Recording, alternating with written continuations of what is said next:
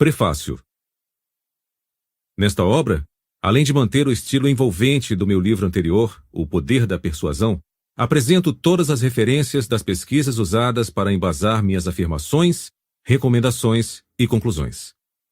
Embora sejam dramatizadas e corroboradas por recursos como entrevistas, citações e observações pessoais, as conclusões de As Armas da Persuasão se baseiam em pesquisas psicológicas controladas.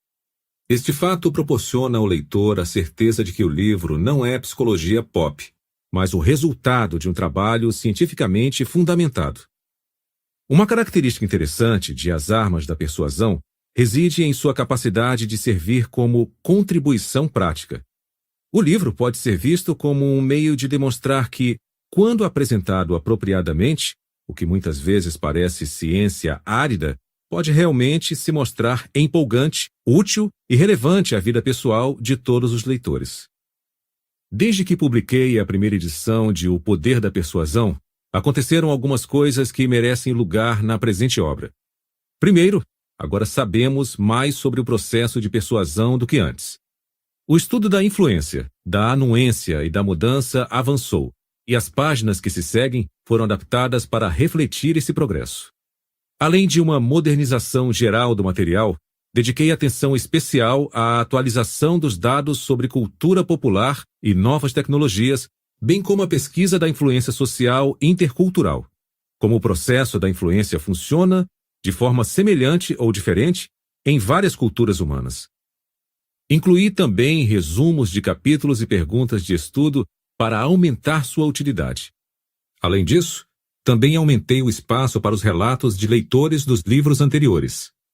Nesses quadros, homens e mulheres de diferentes origens e classes sociais reconhecem como funcionou, no caso deles, um dos princípios psicológicos fundamentais que comandam a conduta humana. Suas descrições ilustram com que facilidade e frequência podemos nos tornar vítimas do processo de persuasão em nossas vidas diárias, servindo de alerta para organizarmos nossas defesas.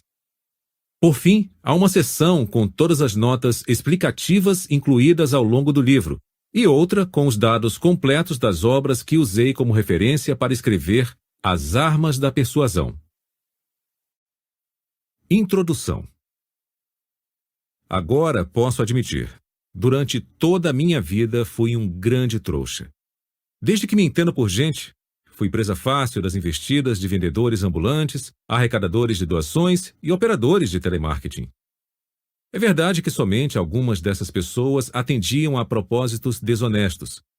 As outras, representantes de instituições de caridade, por exemplo, vieram a mim com as melhores intenções. Não importa. Com uma frequência perturbadora, sempre me vi em posse de indesejadas assinaturas de revistas ou cotas de rifas.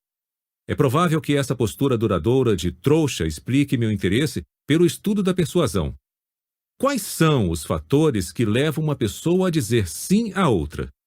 E que técnicas exploram melhor esses fatores? Tenho me perguntado por que um pedido feito de certa maneira tende a ser rejeitado, ao passo que um pedido do mesmo favor, feito de forma ligeiramente diferente, costuma obter sucesso. Como psicólogo social experimental, resolvi então estudar a psicologia da persuasão. Comecei realizando experimentos com estudantes universitários no meu laboratório. Minha intenção era descobrir quais princípios psicológicos influenciavam a tendência a concordar com uma solicitação. Após um tempo, porém, percebi que o trabalho experimental, embora necessário, não era suficiente. Ele não me permitia julgar a importância daqueles princípios no mundo real, para além do prédio de psicologia e do campus onde eu os examinava. Ficou claro que, se eu quisesse entender plenamente a psicologia da persuasão, deveria ampliar o escopo de meus estudos. Precisaria investigar os profissionais da persuasão, as pessoas que tinham aplicado aqueles princípios em mim a vida toda. Eles sabem o que funciona e o que não funciona. Seu trabalho é nos convencer, e sua sobrevivência depende disso. Aqueles que não sabem como induzir os outros a dizer sim, logo tiram o time de campo. Os que sabem permanecem nessa área e prosperam. Claro que os profissionais da persuasão não são os únicos que conhecem e aplicam esses princípios para obter o que desejam. Até certo ponto, todos os empregamos e nos tornamos vítimas deles em nossas interações diárias com vizinhos, amigos, colegas, parceiros e familiares. Mas enquanto a maioria das pessoas tem uma compreensão vaga e superficial daquilo que funciona, esses profissionais realmente sabem o que fazem. Ao refletir a respeito, percebi que eles representavam a mais rica fonte de informações sobre persuasão a que eu tinha acesso.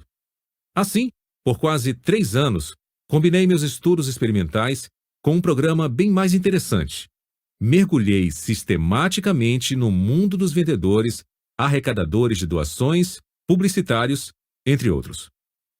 Meu propósito era observar de perto as técnicas e estratégias mais comuns e eficazes usadas por uma grande variedade de profissionais da persuasão.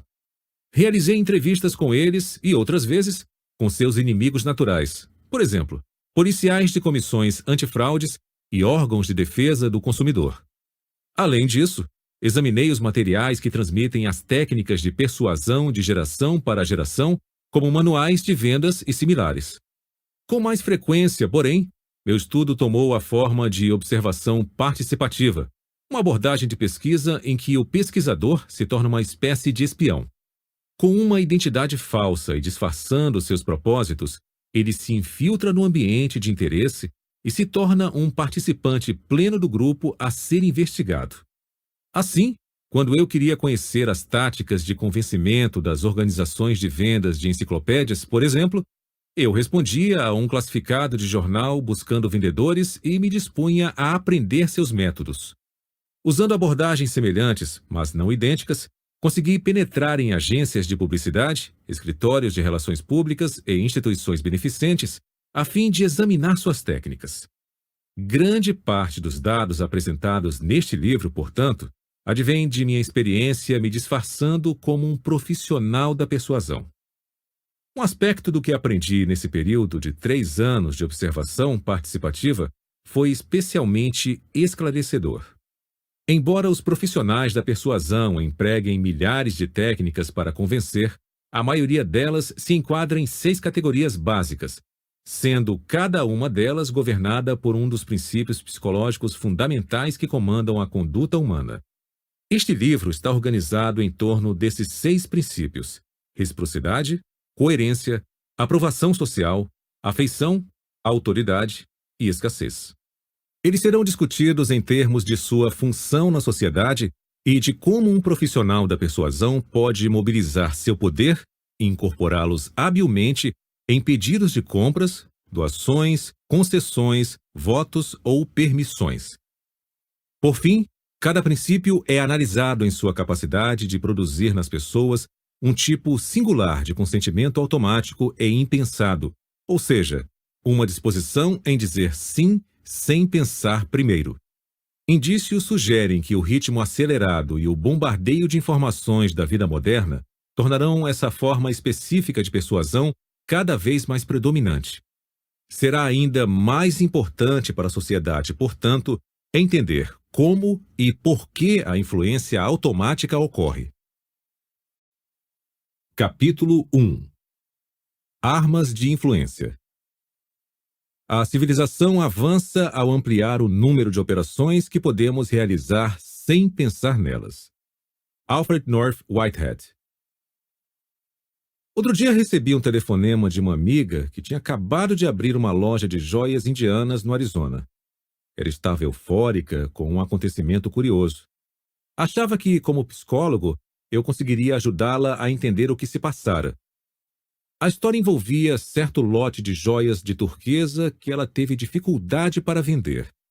Era alta temporada, a joalheria estava movimentada e as peças de turquesa eram de boa qualidade e tinham um preço justo. No entanto, nenhuma dessas peças havia sido vendida. Minha amiga tentara alguns truques de vendas comuns para se livrar da mercadoria. Procurou chamar a atenção para as peças exibindo-as num mostruário mais central. Não teve sorte. Chegou a pedir à equipe de vendedores que tentasse empurrar as joias para os clientes, de novo sem sucesso. Finalmente, Na noite antes de partir para uma viagem de compras fora da cidade, ela escreveu um bilhete desesperado para sua vendedora principal, pedindo que vendesse tudo o que estava no mostruário pela metade do preço. Esperava, assim, se livrar daquelas joias encalhadas, ainda que com prejuízo. Ao retornar alguns dias depois, não se surpreendeu ao ver que todos os artigos haviam sido vendidos.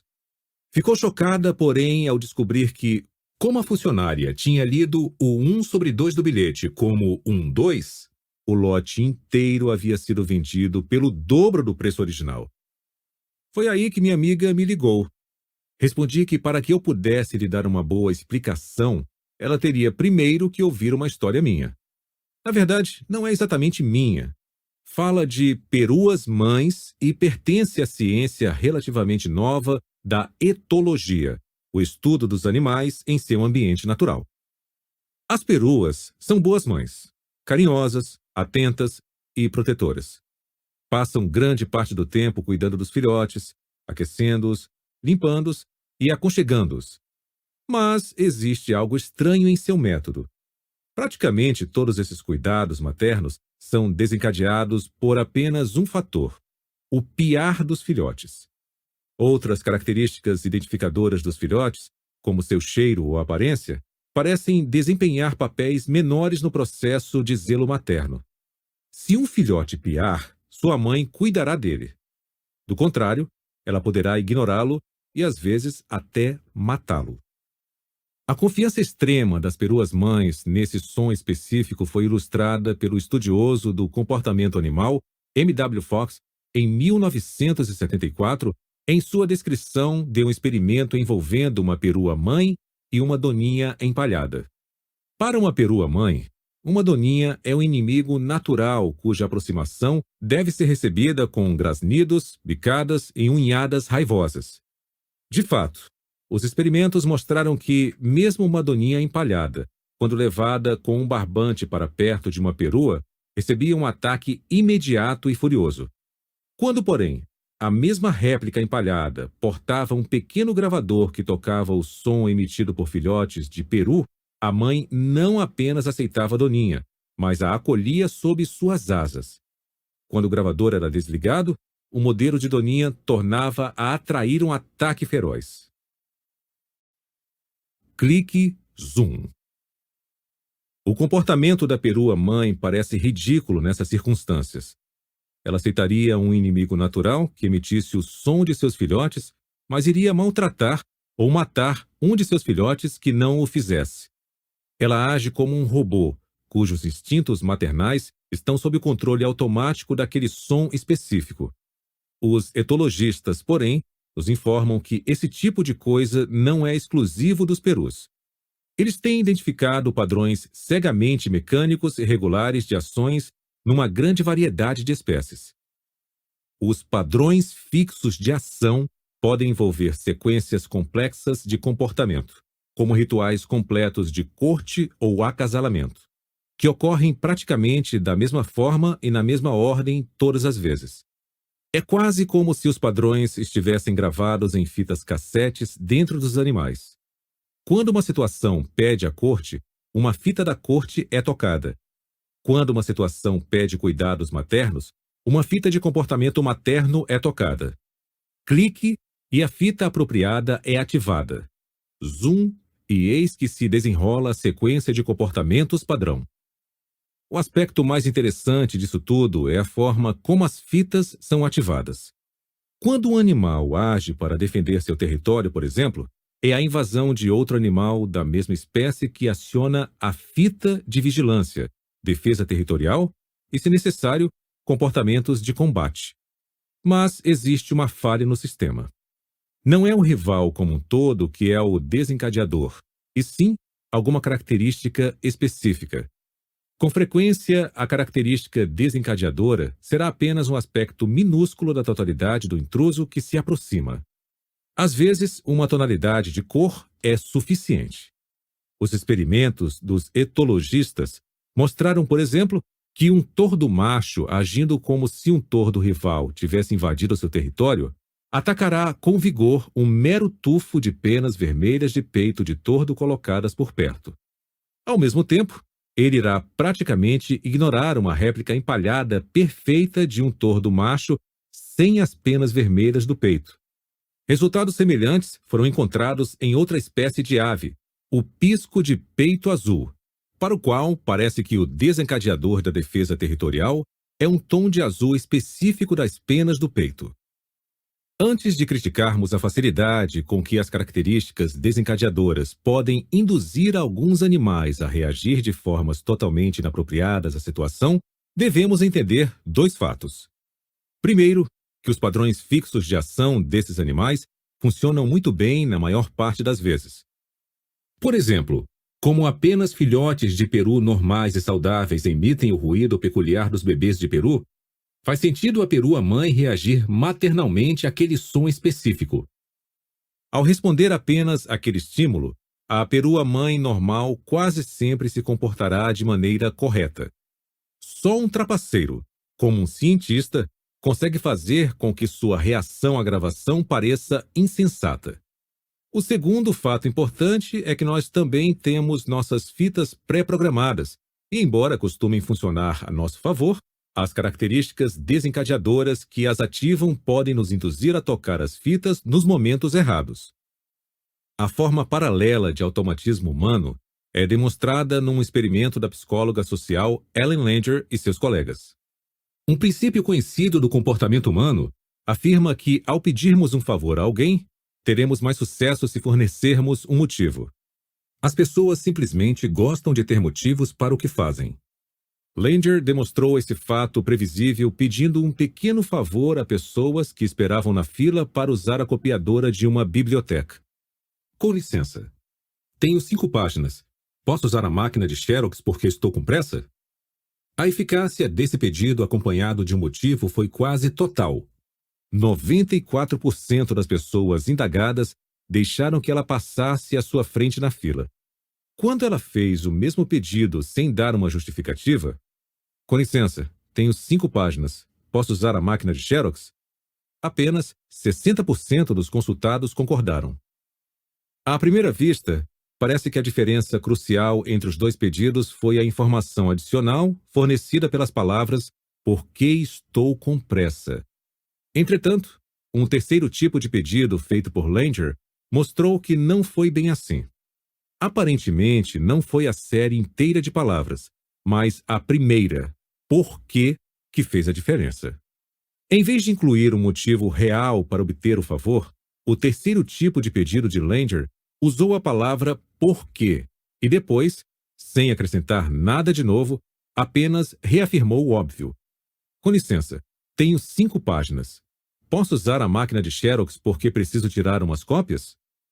Nesse caso, mais uma vez, quase todos, 93%, concordaram, embora nenhum motivo real ou informação nova fossem acrescentados para justificar a concordância. Assim como o som dos filhotes de peru desencadeou uma reação maternal automática na perua-mãe, mesmo quando vindo de uma doninha empalhada, a palavra "por quê" desencadeou uma reação de consentimento automático nas cobaias de Langer, mesmo sem receberem um motivo relevante para concordarem. Clique Zoom. Embora algumas descobertas adicionais de Langer mostrem que existem muitas situações em que o comportamento humano não funciona de forma mecânica ativado por uma fita, ela e muitos outros pesquisadores estão convencidos de que ele quase sempre funciona. Por exemplo, consideremos a estranha conduta daqueles clientes da joalheria que arrebataram um lote de joias de turquesa somente depois de oferecidas, por engano, pelo dobro do preço original. Não vejo sentido em seu modo de agir, a não ser em termos do automatismo clique zoom. Os clientes, em sua maioria turistas endinheirados com pouco conhecimento sobre a pedra turquesa, estavam usando um princípio padrão, um estereótipo, para orientar suas compras. Caro é igual a bom. Muitas pesquisas mostram que pessoas em dúvida sobre a qualidade de um item costumam recorrer a esse estereótipo. Assim, os turistas que queriam joias de qualidade acharam os itens de turquesa mais valiosos e desejáveis quando apenas o valor foi destacado. O preço sozinho havia se tornado uma característica desencadeadora de uma percepção de qualidade após ter sido aumentado. Clique Zoom no amor. Os rituais humanos de acasalamento não são tão rígidos quanto os dos animais. Mesmo assim, os pesquisadores têm descoberto regularidades impressionantes nos padrões da corte em muitas culturas humanas.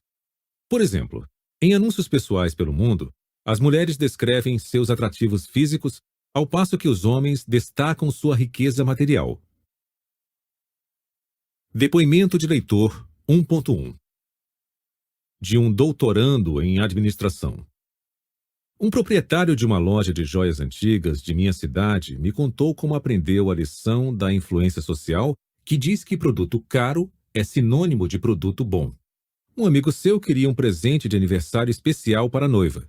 O joalheiro sugeriu um colar normalmente vendido em sua loja por $500, mas que estava disposto a oferecer ao amigo por $250. Apesar do entusiasmo inicial, o amigo desanimou ao lhe ser revelado o preço da joia e começou a desistir do negócio, porque queria algo realmente bonito para sua futura esposa. No dia seguinte, o joalheiro entendeu o que havia ocorrido e ligou para o amigo. Pediu que voltasse à loja porque tinha outro colar para lhe mostrar. Dessa vez, apresentou a peça nova pelo preço normal de $500. O amigo gostou tanto que quis comprar na hora. Mas, antes que o pagamento fosse feito, o joalheiro informou que, como presente de casamento, reduziria o preço para $250. O amigo adorou. Agora, em vez de achar o preço depreciativo, ficou muito feliz e grato por poder pagar a metade. Nota do autor. Observe que, como no caso dos compradores das joias de turquesa, quem desdenhou o artigo de preço baixo foi alguém que queria ter certeza de adquirir uma boa mercadoria. Estou confiante de que, além da regra caro igual a bom, existe um outro lado da moeda, barato igual a ruim, que também se aplica ao nosso modo de pensar. Reduzindo o risco com atalhos. É fácil culpar os turistas por suas compras insensatas, mas um exame meticuloso oferece uma visão mais benevolente.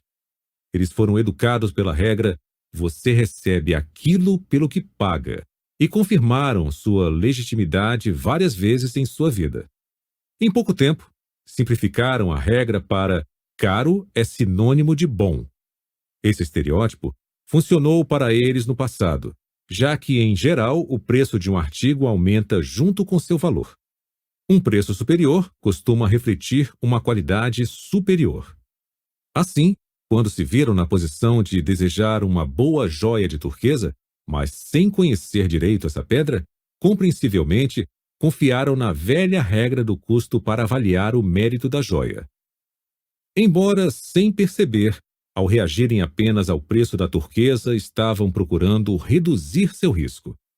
Em vez de explorar todas as chances a seu favor, tentando dominar cada característica que indica o valor de uma joia de turquesa, estavam confiando em apenas uma, aquela que sabiam estar quase sempre associada à qualidade de qualquer item. Estavam apostando que o preço sozinho informaria tudo o que precisavam saber. Dessa vez, porque alguém confundiu um 1/2 com um 2, apostaram errado. De modo geral, em todas as situações passadas e futuras da vida, usar um atalho para reduzir o risco pode representar a abordagem mais racional possível. De fato, o comportamento estereotipado automático predomina em grande parte das ações humanas porque, em muitos casos, é a forma mais eficiente de comportamento, e em outros, porque é simplesmente necessário. Para viver no ambiente complexo e dinâmico dos dias de hoje, precisamos de atalhos. Não se pode querer reconhecer e analisar todos os aspectos em cada pessoa, acontecimento e situação com que deparamos mesmo num único dia. Não dispomos de tempo, energia ou capacidade para tal. Em vez disso, temos muitas vezes que usar nossos estereótipos, nossas regras gerais, para classificar as coisas de acordo com umas poucas características-chave e depois passar a reagir sem pensar quando uma ou outra dessas características desencadeadoras estiver presente. Algumas vezes, o comportamento decorrente não será apropriado à situação, porque nem mesmo os melhores estereótipos e características desencadeadoras funcionam sempre. Somos obrigados a aceitar suas imperfeições, já que não há realmente outra escolha. Sem essas características, ficaríamos paralisados, catalogando, avaliando e aferindo, enquanto o momento de agir passaria. E tudo indica que estaremos contando com esses estereótipos num grau ainda maior no futuro. À medida que os estímulos saturadores de nossa vida continuarem se tornando mais complexos e variáveis, teremos que depender cada vez mais de nossos atalhos para lidar com todos eles. Recentemente, os psicólogos descobriram uma série de atalhos mentais que empregamos em nossos julgamentos do dia a dia. Esses atalhos operam quase da mesma forma que a regra caro é igual a bom, permitindo um pensamento simplificado que funciona bem a maior parte do tempo, mas nos deixa sujeitos a erros custosos ocasionais. Especialmente pertinentes a este livro são os atalhos que nos indicam quando devemos acreditar no que nos dizem ou quando devemos fazer o que nos pedem. Consideremos, por exemplo, a regra de atalho que diz: se um especialista disse isso, deve ser verdade. Como veremos no capítulo 6, existe uma tendência perturbadora em nossa sociedade de aceitar cegamente as afirmações e diretrizes de indivíduos que parecem ser autoridades em determinado assunto. Ou seja, em vez de raciocinar sobre os argumentos do especialista e nos convencermos, ou não, com frequência ignoramos os argumentos e nos deixamos levar apenas pelo fato de se tratar de um expert. Essa tendência a reagir de modo mecânico a uma informação em dada situação é o que chamamos de reação automática, ou clique-zoom.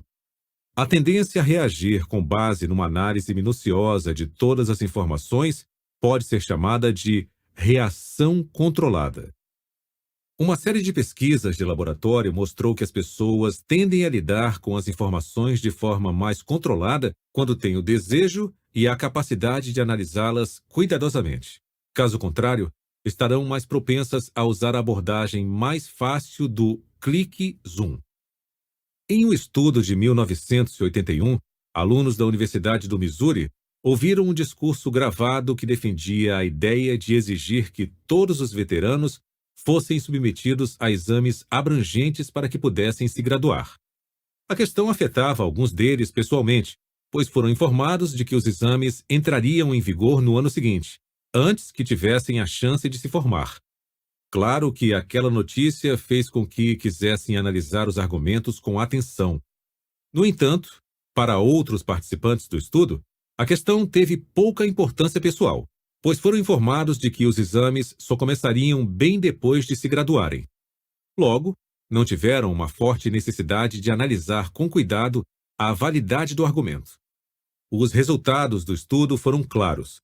Os participantes, sem nenhum interesse pessoal no assunto, foram basicamente persuadidos pela experiência do orador no campo da educação.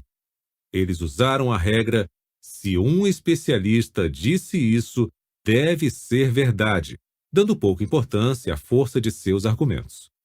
Aqueles alunos para os quais a questão importava pessoalmente, por outro lado, ignoraram a experiência do orador e foram persuadidos, sobretudo, pela qualidade de seus argumentos. Portanto, parece que, quando se trata da perigosa reação clique-zoom, nós nos concedemos uma rede de segurança. Resistimos ao requinte sedutor de reagir a uma única característica desencadeadora das informações disponíveis quando a questão é importante para nós. Sem dúvida, isso ocorre com frequência. Porém, não estou totalmente tranquilo. Lembre-se de que vimos que as pessoas costumam reagir de forma controlada e racional somente quando têm o desejo e a capacidade de fazê-lo. Há pouco tempo fiquei impressionado ao saber de indícios sugerindo que o modo e o ritmo da vida moderna não permitem a tomada de decisões 100% racionais, mesmo em muitos assuntos pessoalmente relevantes. Ou seja, às vezes as questões podem ser tão complicadas, o tempo tão exíguo, as perturbações tão invasivas, a agitação emocional tão forte ou a fadiga mental tão profunda que não temos condições cognitivas de agir de forma racional.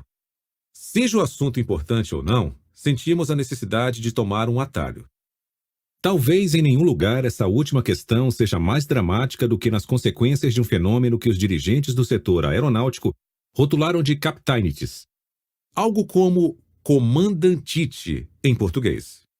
Investigadores de acidentes da Agência Reguladora da Aviação nos Estados Unidos, FAA, observaram que muitas vezes um erro óbvio cometido pelo comandante do avião não era corrigido pelos outros membros da tripulação e resultava em acidente.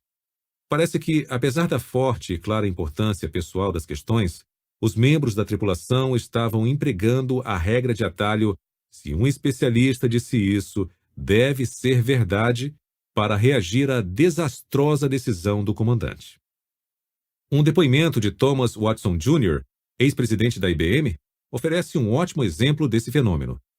Durante a Segunda Guerra Mundial, ele foi designado para investigar acidentes aéreos em que oficiais de alta patente foram mortos ou feridos. Um dos casos envolvia um famoso general da Força Aérea chamado Uzzal Ent. Antes de um voo, seu copiloto adoeceu e precisou ser substituído.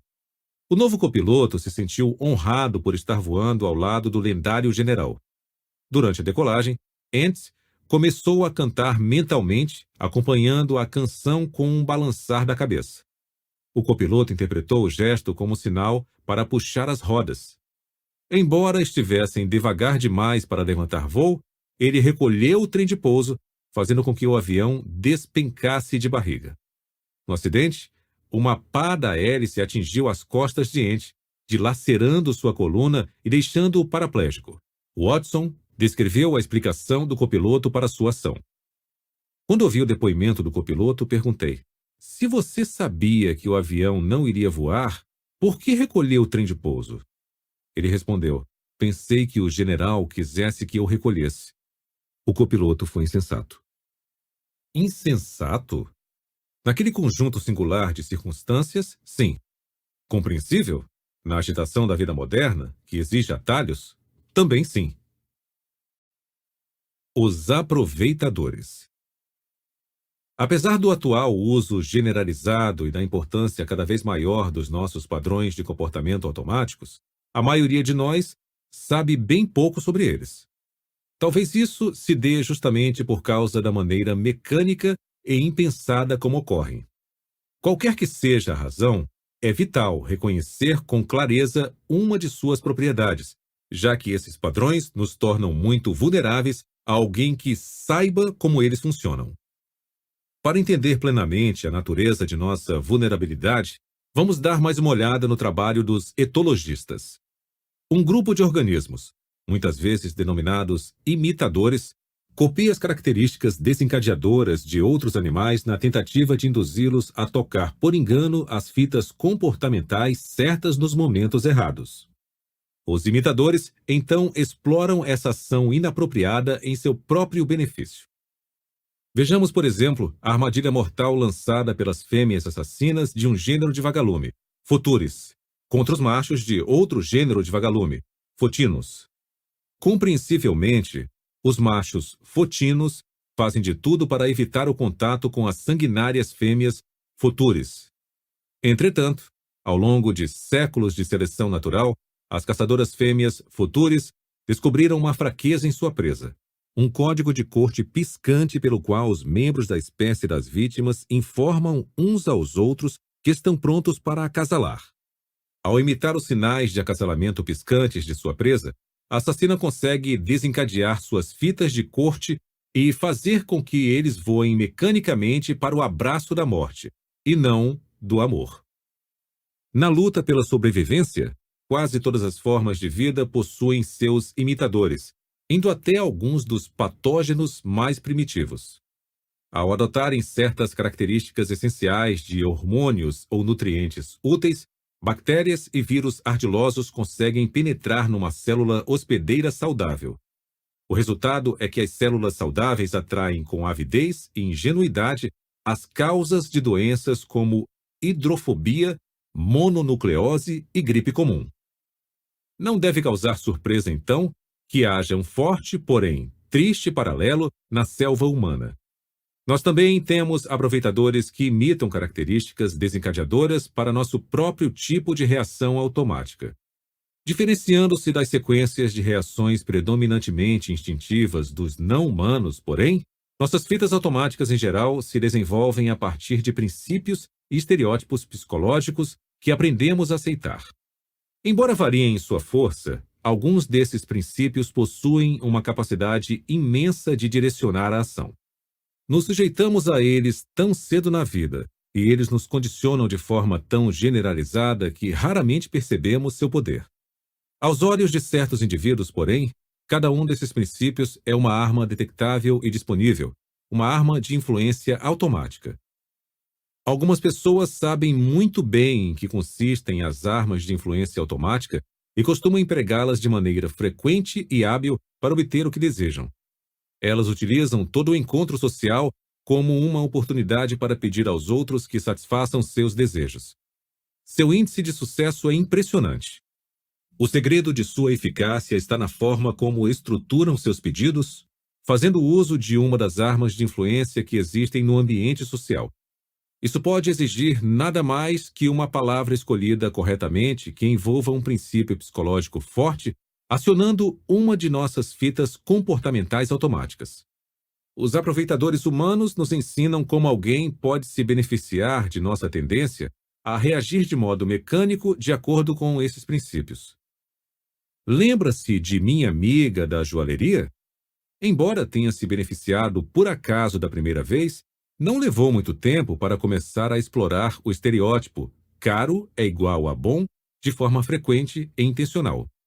Agora, durante a alta temporada, ela primeiro procura acelerar a venda de um artigo encalhado, aumentando substancialmente seu preço, e alega que isso é bastante eficaz e lucrativo. E ainda que não tenha sucesso de início, ela pode depois marcar o artigo como oferta, vendendo-o aos caçadores de pechinchas pelo preço original, enquanto continua tirando vantagem de sua reação caro é igual a bom, a cifra inflacionada. De modo algum, minha amiga está sendo original neste uso da regra de que caro é igual a bom, para atrair aqueles em busca de uma pechincha.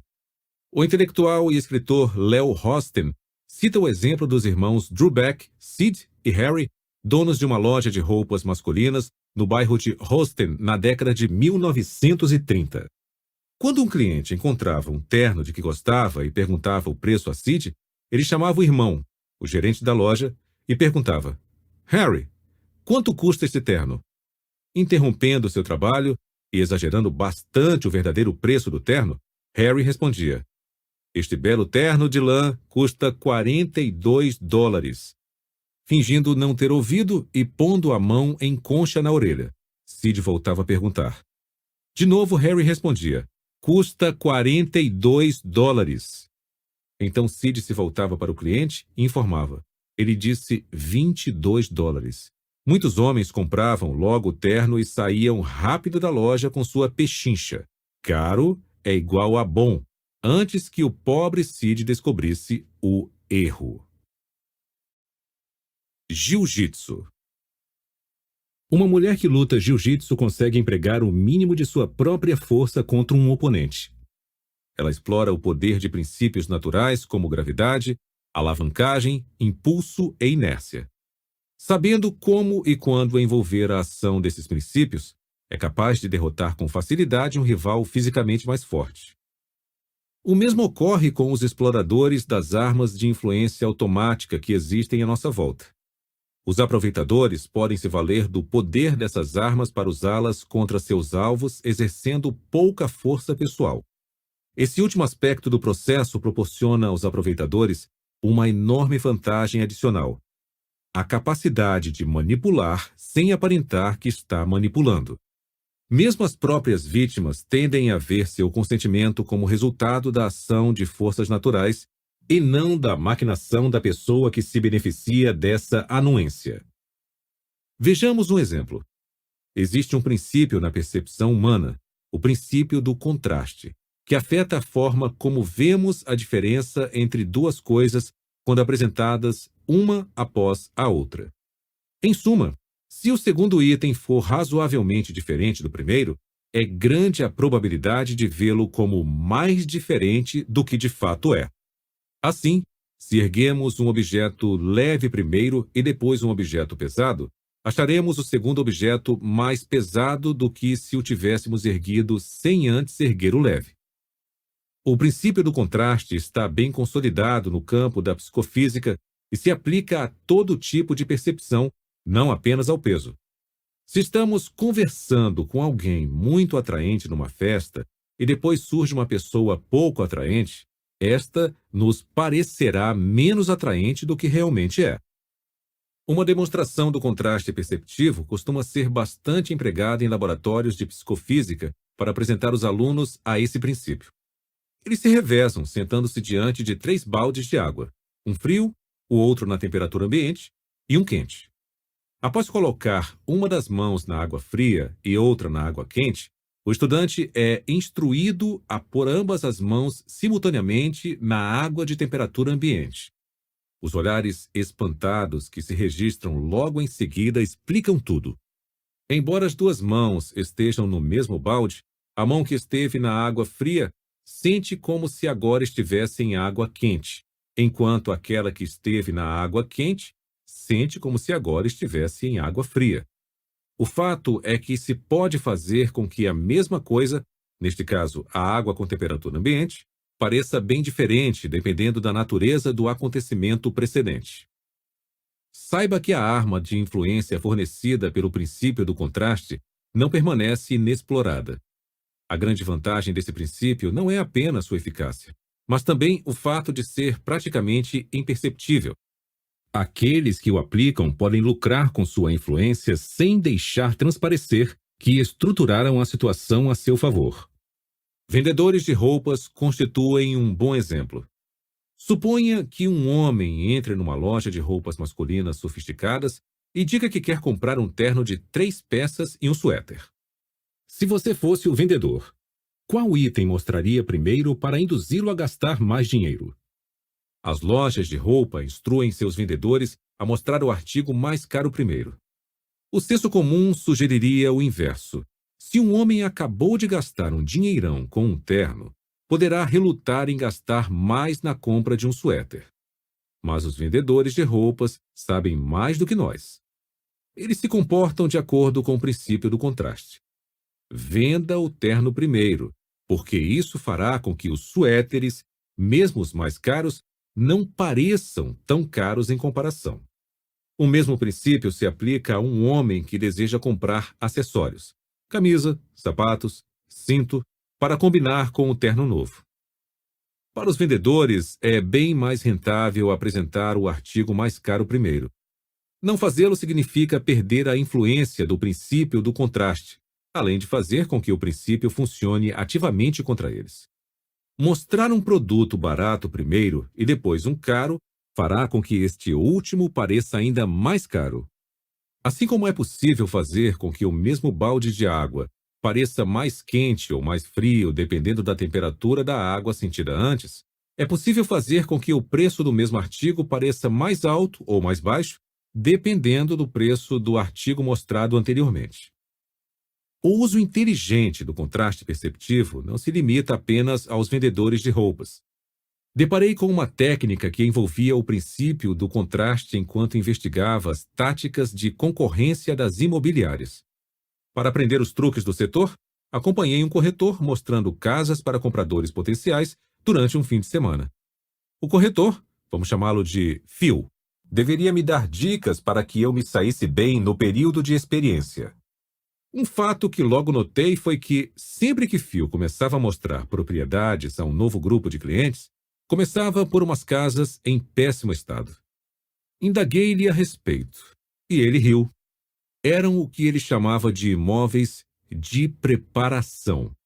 A imobiliária mantinha em sua lista 1 ou 2 casas em más condições a preços exagerados. A intenção não era vendê-las aos clientes, mas apenas mostrá-las, para que outras propriedades se beneficiassem da comparação. Nem todos os corretores se valiam das casas de preparação, mas Phil, sim. Ele dizia que gostava de ver os olhos de seus clientes se iluminarem quando mostrava os imóveis que realmente queria vender depois de terem conhecido as espeluncas.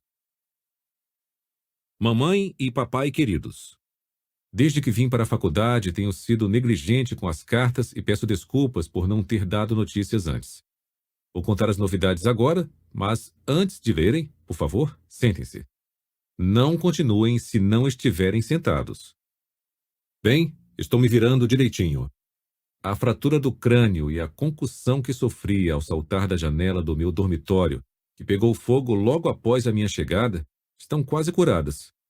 Passei apenas 2 semanas no hospital e agora já consigo enxergar quase normalmente e só sinto aquelas dores de cabeça horríveis uma vez por dia. Por sorte, o incêndio no dormitório e o meu salto foram testemunhados por um frentista do posto de gasolina próximo ao dormitório, e foi ele quem chamou os bombeiros e a ambulância. Ele também me visitou no hospital e, como eu não tinha onde morar porque o dormitório foi destruído, fez a gentileza de me convidar para ficar no seu apartamento. Na verdade, é um quarto no porão, mas bem legalzinho. Ele é um bom rapaz e nos apaixonamos perdidamente. Planejamos nos casar. Não marcamos a data exata ainda, mas será antes que minha gravidez se torne aparente. Sim, mamãe e papai, estou grávida. Sei quanto vocês queriam ser avós e que darão ao bebê o amor, a devoção e o carinho que me deram quando eu era criança.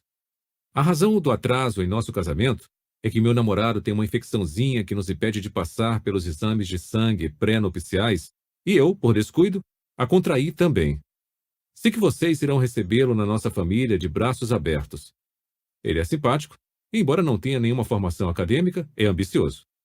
Agora que já dei as notícias, quero dizer que não houve incêndio no dormitório, não tive concussão nem uma fratura no crânio, não estive no hospital, não estou grávida, não estou noiva, não estou infectada e não tenho namorado. Porém, tirei 4 em História e 2 em Química, e quero que vejam estas notas a partir de uma perspectiva adequada. Sua filha, Sharon. Anexo 1.1. Contraste perceptivo e a faculdade. Sharon pode estar quase reprovada em Química, mas tirou 10 em Psicologia. Os vendedores de automóveis lançam mão do princípio do contraste esperando até que o preço de um carro esteja fechado para então sugerir itens opcionais. Depois de chegar a um acordo envolvendo milhares de dólares, os $200 extras por um luxo, como um rádio sofisticado, parecem um valor quase trivial. O truque está em mencionar as opções independentemente umas das outras para que cada precinho pareça irrisório se comparado com o valor bem maior já fechado. Como compradores experientes de carros podem confirmar, muitos preços finais de veículos econômicos se tornam desproporcionais depois do acréscimo dessas opções aparentemente insignificantes. Enquanto os clientes, já com o contrato assinado na mão, ficam perplexos com o total a pagar, só podendo culpar a si mesmos, o vendedor do carro exibe um sorriso triunfante do mestre de jiu-jitsu. Depoimento de leitor 1.2 de um aluno da Faculdade de Administração da Universidade de Chicago. Enquanto aguardava para embarcar no aeroporto O'Hare, ouvi um funcionário anunciar que meu voo estava com overbooking e que os passageiros dispostos a pegar um voo posterior seriam recompensados com um voucher no valor de $10.000. Claro que estava brincando. Sua intenção era fazer as pessoas rirem, e deu certo. Mas observei que quando ele revelou a oferta real, um voucher de $200, ninguém aceitou. Na verdade, ele teve que aumentar a oferta 2 vezes, para $300 e depois $500, até conseguir adesões. Eu estava lendo seu livro na época e percebi que, embora os passageiros tenham rido da piada, segundo o princípio do contraste, o funcionário pisou na bola. Dispôs as coisas de modo que, comparadas com $10.000, algumas centenas de dólares parecessem uma mixaria. Aquilo custou caro à companhia. $300 extras por passageiro. Nota do autor. Alguma ideia de como o funcionário poderia ter usado o princípio do contraste a seu favor e não contra ele? Talvez começando a piada oferecendo $5 e só depois revelando a verdadeira quantia, agora bem mais atraente, de $200. Sob essas circunstâncias, estou certo de que teria garantido não só o riso, como também mais adesões. Resumo. Os etologistas, pesquisadores que estudam o comportamento dos animais em seu habitat natural, observaram que em muitas espécies o comportamento com frequência ocorre segundo padrões rígidos e mecânicos. Chamadas de padrões fixos de ação, essas sequências mecânicas de conduta são dignas de nota em sua semelhança com certas reações automáticas, clique, zoom, dos seres humanos. Para humanos e não humanos, os padrões de comportamento automático tendem a ser desencadeados por uma característica isolada das informações pertinentes